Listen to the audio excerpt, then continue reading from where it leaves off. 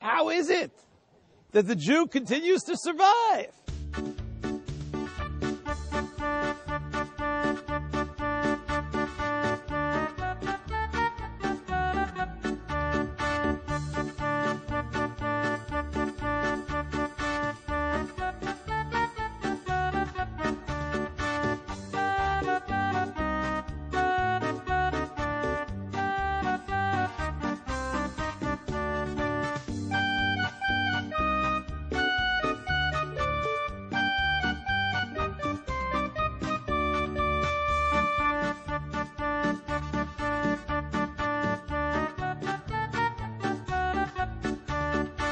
Is that meaningful? Like this, if I stand over here. Well, you're not going to stand on the rock. Can you hear me? Shalom uvracha me'eretz HaKodesh. The very first reference in the Tanakh, the first reference in the Bible to the term Pesach is found in the 12th chapter of Exodus, Shemot Yud Bet Yud Aleph, Pesach hu LaHashem. The special sacrifice connected to this auspicious holy day is called Pesach. As Rashi writes, HaKorban hu karui Pesach. This particular sacrifice is called Pesach. But why is it called Pesach? Al Shem Hadilug v'Hapesicha. Shakadosh Baruch Hu midaleg Batei Yisrael מבין בתי מצרים, וקופץ ממצרי למצרי, וישראל אמצעי נמלט. God passed over. God skipped over the Jews in Egypt in the divine protective redemption of our holy people. How is it that the Jew continues to survive? The greatest of empires have fallen. But Baruch Hashem, Am Yisrael is still here. It's not a one-time historical event. It is the revered story of our nationality. We have, on countless occasions, experienced Pesach. The biblical words of the psalmist in Psalm 91:7, Yipol mitziddecha elef, urivava miminecha, elecha lo yigash, the thousands and 10,000s who are falling on all of your sides, they may disappear, but you, Am Yisrael, you remain. That's the story of this holy day. Besides blatant, brutal anti-Semitism, one of the motivations for many of the blood libels was often connected to a disbelief that the Jew could really survive. They, the Jews, must be poisoning the wells. They, the Jews, must have some kind of pact with the devil. If only our enemies understood the message. If only they would have studied the inner message and the secret of Pesach.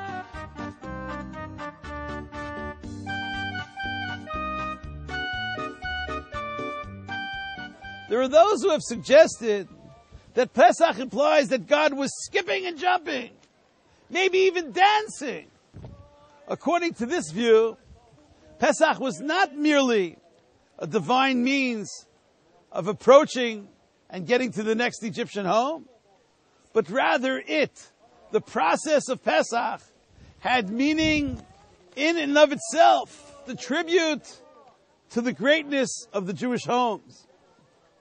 Each Jewish dwelling place, suggests Rav Shlomo Carlebach, was worthy of the divine dance.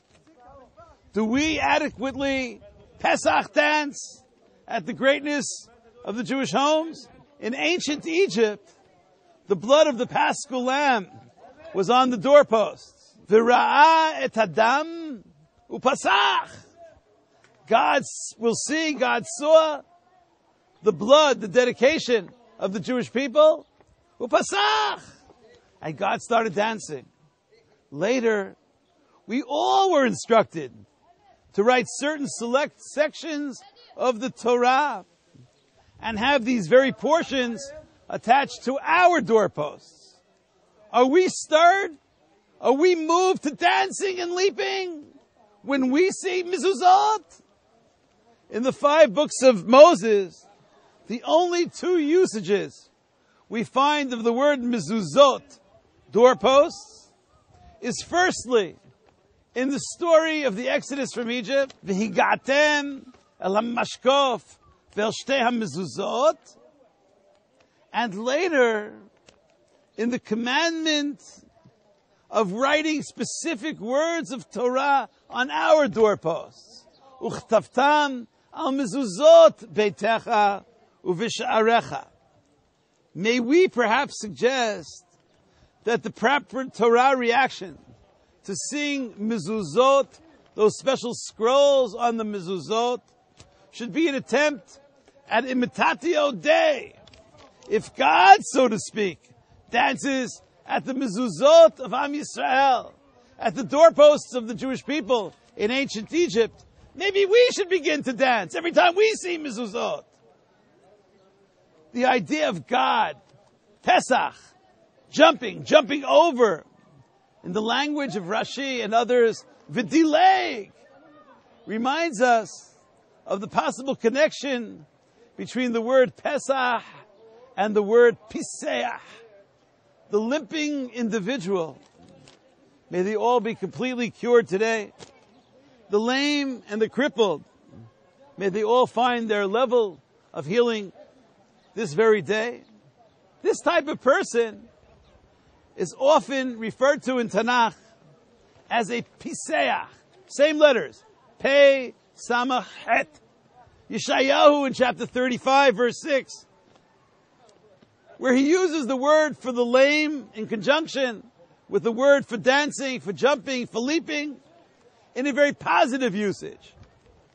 The words are used in juxtaposition in Isaiah 35, 6, when Yeshayahu, speaking about the world of rectification, a world where there will no longer be any form of suffering, crippled people. They will all be healed. Even those who cannot currently walk will begin to walk and to skip, to jump and to leap. As yidaleg ka'ayal piseach. The piseach will run and jump with the agility of the deer. Nevertheless, the simple reading of that text speaks of the jumping and leaping, the moving nature, the dancing nature of even those who are currently challenged. Even those who are currently in a state of piseach will experience the healing process of God.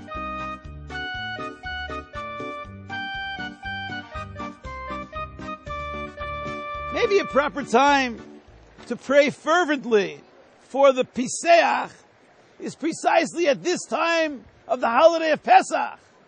May all Piseach problems be solved on this Pesach. And finally, there is but another meaning to the word Pesach.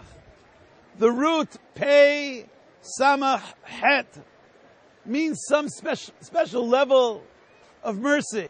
Midrash Mechilta teaches, Ein Psiham Elahayis, a form of compassion, a form of loving assistance and salvation. The Midrash quotes as the proof text Isaiah 31:5, when God is spoken of as protecting and having special levels of mercy on the holy city.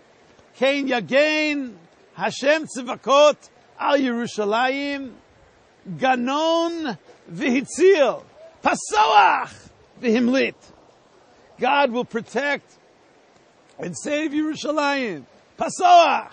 God will have special levels of kindness, special levels of compassion, special levels of mercy upon all Jewish homes. Rashi quotes part of this in part of his commentary in Exodus 12:23. But much earlier, we already read in both Onkelos and Yonatan in their translation commentary on Exodus 12:13. Onkelos reads on Upasachti va'achus alechon. I will have mercy upon you. So too in Yonatan and in many other sources.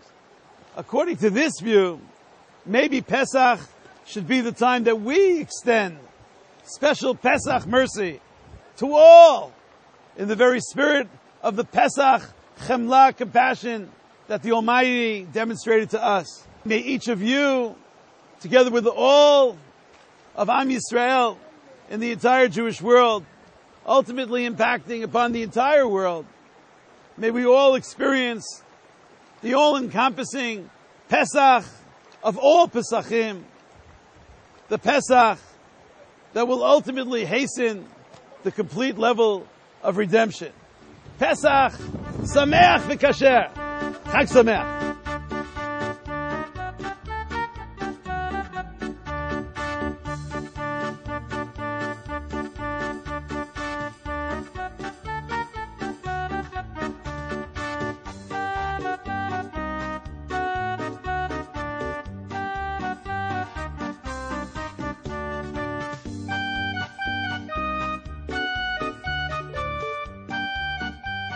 One more question. Pesach is the holiday of questions. True. What if somebody has absolutely nowhere to go for Pesach? What are they supposed to do? Have their own Seder or forget about it or wait till next year or what? Seriously. There are a lot of people like that. I'm very serious. I think